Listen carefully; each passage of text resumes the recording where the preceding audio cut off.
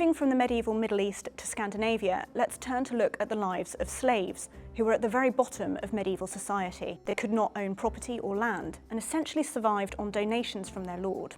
In medieval Scandinavia, the period 700 to 1100, medieval slaves were known as thralls. Generally, thralls were other Europeans who'd been enslaved through becoming prisoners of war, incurring debts, or being born into the position. The trade in thralls as plunder made up a key part of the Viking economy. Thralls would have provided the manpower for agricultural production and the great building projects of the Viking Age. Slaves were people without any personal rights. Instead, they were seen as cattle, who typically lived in the darkest end of the longhouse with other domestic animals.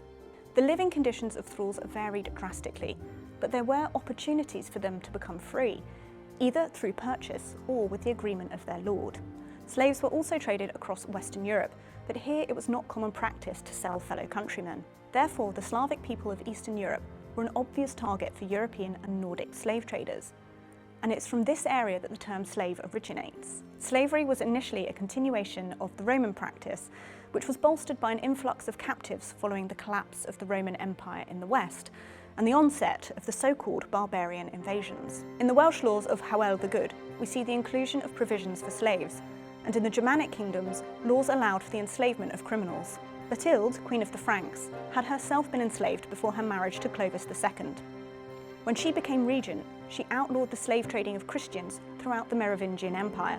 By the episcopate of Pope Zachary, Venice had established itself as a thriving centre of the slave trade, exporting slaves to northern Africa. Amalfi and Genoa had also become key exporters of slaves to northern Africa.